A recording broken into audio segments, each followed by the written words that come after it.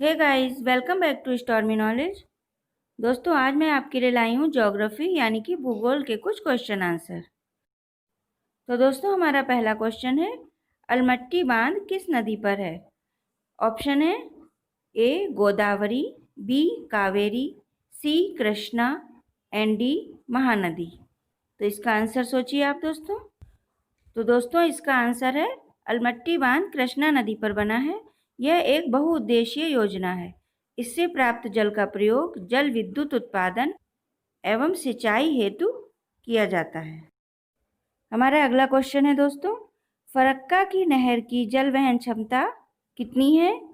Option A 75,000 cusec है, B 70,000 cusec है, सी 40,000 cusec है एंड डी 35,000 क्यूसेक है।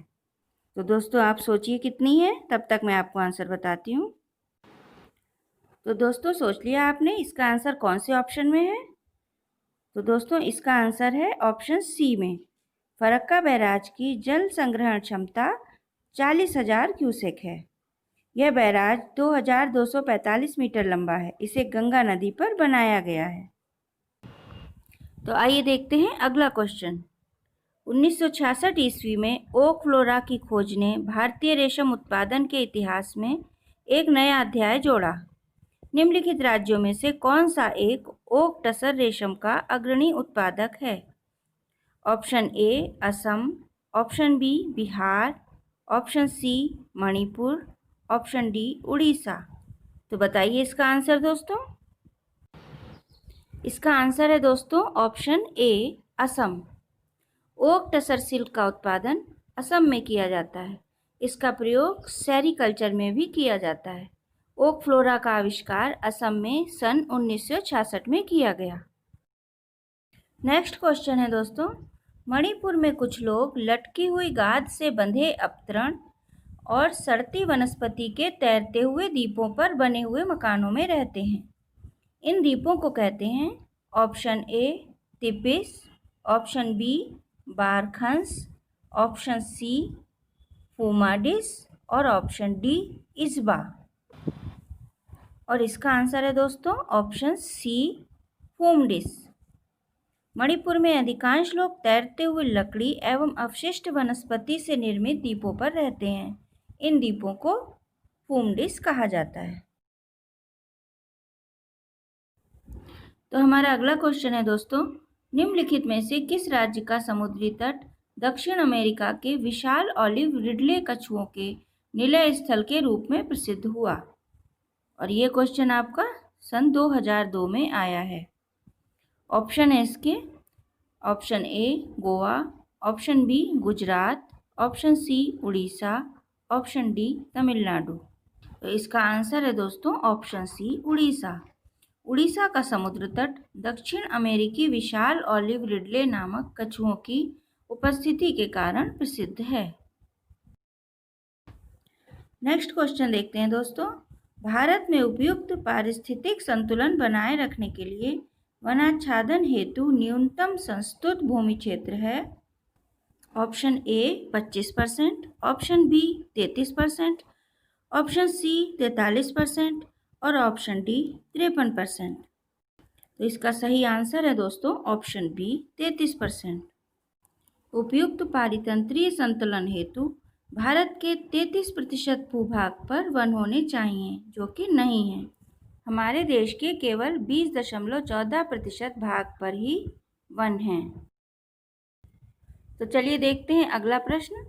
भारत के सर्वप्रथम एक समुद्री अभयारण्य जिसकी सीमाओं के अंतर्गत प्रवाल भित्तियां, मोलस्का, डॉल्फिन, कछुए और अनेक प्रकार के समुद्री पक्षी हैं, स्थापित किया गया है? ऑप्शन ए सुंदरवन क्षेत्र में, ऑप्शन बी चिल्का झील में, ऑप्शन सी कच्छ की खाड़ी में, ऑप्शन डी लक्षद्वीप में। इसका सही आंसर है दोस्तों ऑप्शन डी लक्षद्वीप में। यही आंसर सोचा था ना आपने दोस्तों? यस, मुझे पता है कि आपको पता है। लक्षद्वीप अरब सागर में स्थित भारत की प्रथम जलीय सेंचुरी है। यहाँ प्रवालों एवं अनेक प्रकार की अन्य जैव विविधताओं को संरक्षित किया गया है। तो आइए देखते हैं अगला प्रश्न। अरावली श्रेणियों की अनुमानित आयु है? ऑप्शन ए 370 मिलियन वर्ष, ऑप्शन बी 470 मिलियन वर्ष, ऑप्शन सी 570 मिलियन वर्ष और ऑप्शन डी 670 मिलियन वर्ष। तो दोस्तों जल्दी से बताइए इसका आंसर। चलिए मैं ही बता देती हूँ, इसका आंसर है ऑप्शन ए 370 मिलियन वर्ष। तो आगे बढ़ने से पहले दोस्तों I would like to say something. अगर आपको लगता है कि यह वीडियो आपकी स्टडी में हेल्पफुल रहेगी तो चैनल को सब्सक्राइब ज़रूर करिएगा, और आपको किसी भी टॉपिक पर कोई हेल्प चाहिए तो कमेंट बॉक्स में मुझे ज़रूर बताइएगा। तो चलिए बढ़ते हैं अगले प्रश्न की तरफ, और अगला प्रश्न ये रहा आपकी स्क्रीन पर। प्रश्न है, सांभर झील राजस्थान के निम्नलिखित नगरों में से किसके निकटतम है? Option A Bharatpur, option B Jaipur, option C Jodhpur, option D Udaipur. तो इसका आंसर है ऑप्शन बी जयपुर। सांभर झील जयपुर शहर से 96 किलोमीटर दक्षिण पश्चिम में स्थित भारत की सबसे बड़ी लवणीय झील है, यानी कि बहुत ही खूबसूरत झील है। तो अब हम देखेंगे अगला क्वेश्चन। हमारा अगला प्रश्न है, गांधी सागर बांध निम्नलिखित में से किस एक का भाग है? ऑप्शन ए चंबल परियोजना, ऑप्शन बी कोसी परियोजना, ऑप्शन सी दामोदर घाटी परियोजना और ऑप्शन डी भाखड़ा नागल परियोजना। तो इसका आंसर है दोस्तों ऑप्शन ए चंबल परियोजना। गांधी सागर बांध मध्य प्रदेश के भानपुरा के निकट चंबल नदी पर बना है और ये 1960 में बनाया गया। तो चलिए आते हैं अगले प्रश्न पर। ये प्रश्न तो बहुत ही छोटा सा है दोस्तों, पर इसका आंसर मैं आपको बहुत ही बड़ा सा देने वाली हूँ, यानी कि विस्तार से। ये प्रश्न बहुत ही इम्पोर्टेंट है दोस्तों और 1995 में पूछा भी गया है। भारतीय उपमहाद्वीप मूलतः एक विशाल भूखंड का भाग था जिसे कहते हैं ऑप्शन ए जुरासिक भूखंड, option B Aryavarta, option C Indiana and option D Gondwana महाद्वीप। तो इसका आंसर है दोस्तों ऑप्शन डी गोंडवाना महाद्वीप। दोस्तों इसके बारे में मैं आपको कुछ और जानकारी बताती हूँ जो कि बहुत ही रोचक जानकारियाँ हैं, बट अगर आप ना सुनना चाहें तो आप इसको स्किप भी कर सकते हैं। भारतीय उपमहाद्वीप मूलतः एक विशाल भूखंड का भाग था जिसे गोंडवाना लैंड कहते थे। यह माना जाता है कि कार्बोनीफेरस युग में सभी महाद्वीप आपस में जुड़े हुए थे, जिसे पैंजिया कहा जाता था। ट्रियासिक युग तक पैंजिया का विभाजन हुआ, जिसमें उत्तरी भाग अंगारा लैंड एवं दक्षिणी भाग गोंडवाना लैंड कहलाया। इन दोनों स्थल भागों के क्रमशः उत्तर एवं दक्षिण की ओर खिसकने से इनके मध्य टेथिस सागर का उदय हुआ। कौन सा सागर दोस्तों? टेथिस सागर। और जुरैसिक युग में अंगारा लैंड टूटकर उत्तरी अमेरिका, यूरोप एंड एशिया बना। इसी प्रकार गोंडवाना लैंड टूटकर दक्षिणी अमेरिका, अफ्रीका, मेडागास्कर, भारत तथा ऑस्ट्रेलिया बना। है ना रोचक जानकारी दोस्तों? तो अब हम बढ़ते हैं अगले सवाल की तरफ। शेवाराय पहाड़ियाँ कहाँ अवस्थित हैं? ऑप्शन ए आंध्र प्रदेश, बी कर्नाटक, सी केरल और डी तमिलनाडु। तो सोच लिया दोस्तों आपने इसका आंसर? इसका आंसर है ऑप्शन डी तमिलनाडु। जी हाँ दोस्तों, शेवाराय पहाड़ी तमिलनाडु के सेलम में स्थित है और ये 50 वर्ग किलोमीटर के क्षेत्र में फैली है। हमारा अगला प्रश्न है दोस्तों, अमरकंटक से कौन सी नदी का उद्गम होता है? Option A Damodar, option B Mahanadi, option C Narmada, option D Tapi. तो इसका सही आंसर है दोस्तों ऑप्शन सी नर्मदा। नर्मदा नदी मध्य प्रदेश के अमरकंटक पठार के पूर्व में 1057 मीटर की ऊंचाई से निकलती है। दोस्तों ध्यान से सुनिएगा, क्योंकि मैं आपको दूसरे ऑप्शंस के बारे में भी बताना चाहूँगी जो कि कहीं ना कहीं ज़रूर आपके काम आ जाएगा। हमारे दूसरे ऑप्शन है ऑप्शन ए दामोदर, दामोदर नदी छोटा नागपुर पठार से, और ऑप्शन बी महानदी, महानदी बस्तर पठार से, व तापी नदी सतपुड़ा पहाड़ियों से निकलती है। अगला क्वेश्चन है दोस्तों, निम्नलिखित में से कौन सा एक बस्तर क्षेत्र में अवस्थित है? ऑप्शन ए बांधवगढ़ राष्ट्रीय उद्यान, ऑप्शन बी दांडेली अभयारण्य, ऑप्शन सी राजाजी राष्ट्रीय उद्यान, और डी इंद्रावती राष्ट्रीय उद्यान। तो सोचिए इसका आंसर दोस्तों जल्दी से। तो इसका आंसर है दोस्तों ऑप्शन डी इंद्रावती राष्ट्रीय उद्यान, जिसे हम इंद्रावती नेशनल पार्क भी कहते हैं, जो कि बस्तर क्षेत्र में स्थित है।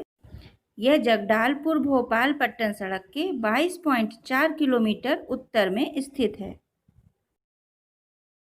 हमारा अगला प्रश्न है दोस्तों, गुरु शिखर पर्वत चोटी कौन से राज्य में अवस्थित है? Option A Rajasthan, option B Gujarat, option C Madhya Pradesh और ऑप्शन डी महाराष्ट्र। तो इसका आंसर है दोस्तों ऑप्शन ए राजस्थान। गुरु शिखर चोटी राजस्थान की सर्वोच्च पर्वतीय चोटी है।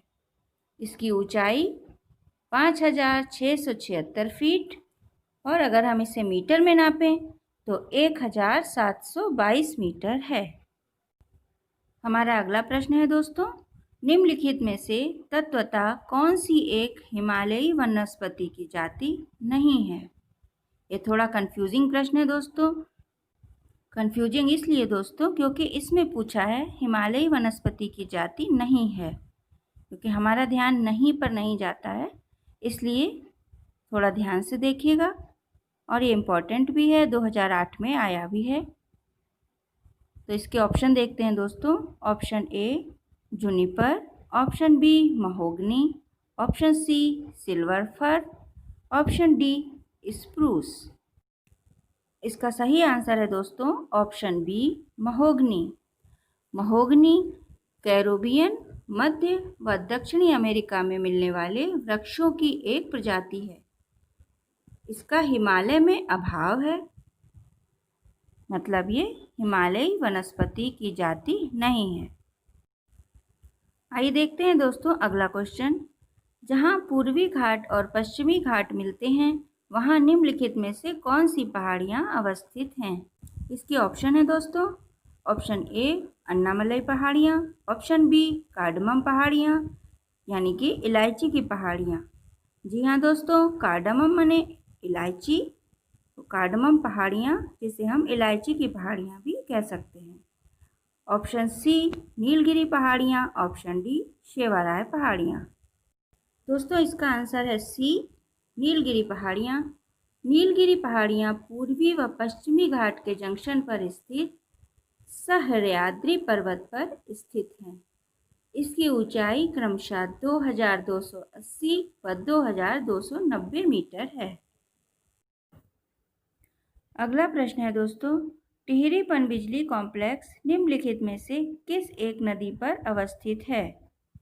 Option A Alaknanda, option B Bhagirathi, option C Dhauliganga, option D Mandakini. इसका आंसर है दोस्तों ऑप्शन बी भागीरथी। टिहरी जल विद्युत संयंत्र उत्तरांचल की भागीरथी नदी पर स्थित है। नेक्स्ट क्वेश्चन है दोस्तों, तपोवन और विष्णुगढ़ जल विद्युत परियोजनाएं कहाँ अवस्थित हैं? Option A Madhya Pradesh, option B Uttar Pradesh, option C Uttarakhand और ऑप्शन डी राजस्थान। तो इसका सही आंसर है दोस्तों ऑप्शन सी उत्तराखंड। तपोवन व विष्णुगढ़ जल विद्युत परियोजनाएं उत्तराखंड के चमोली जिले में स्थित हैं। हमारा अगला क्वेश्चन है दोस्तों, निम्नलिखित में से किस नदी का उद्गम स्थल भारत में नहीं है? ध्यान दीजिएगा, भारत में नहीं है। ये क्वेश्चन 2009 में भी आया है। इसके ऑप्शन हैं option A Beas, option B Chenab, option C Ravi, option D Sutlej. तो आपने सोचा आंसर दोस्तों? इसका आंसर है ऑप्शन डी सतलज नदी, जो कि भारत से नहीं निकलती है। सतलज नदी तिब्बत में मानसरोवर झील के समीप स्थित राक्षस ताल से निकलती है और शिवकीला दर्रे के पास भारत के हिमाचल प्रदेश में प्रवेश करती है। और अब देखते हैं दोस्तों अगला प्रश्न, जो कि 2007 में भी पूछा गया है। निम्नलिखित जिलों में से किस एक में हाल ही में हीरा युक्त किम्बरलाइट के बृहद भंडार पाए गए हैं? Option A Hoshangabad, option B Raipur, option C Sambalpur और ऑप्शन डी वारंगल। इसका सही आंसर है दोस्तों ऑप्शन बी रायपुर। हीरा युक्त किम्बरलाइट के भंडार रायपुर के पायाली व छत्तीसगढ़ के बहराइच में पाए गए हैं। तो दोस्तों आई होप ये वीडियो आपको ज़रूर पसंद आई होगी, क्योंकि ये क्वेश्चंस पिछले कई वर्षों में रिपीट हुए हैं और हो सकता है कि आपके एग्ज़ाम में भी आ जाएं। तो दोस्तों इन्हें ध्यान से समझिएगा और ऐसी ही और ज्ञानवर्धक वीडियोस के लिए चैनल को सब्सक्राइब ज़रूर करिएगा। और कोई प्रॉब्लम हो तो कमेंट बॉक्स में पूछ लीजिएगा, मुझे आपके लिए बताने में बहुत ही खुशी होगी। Thank you.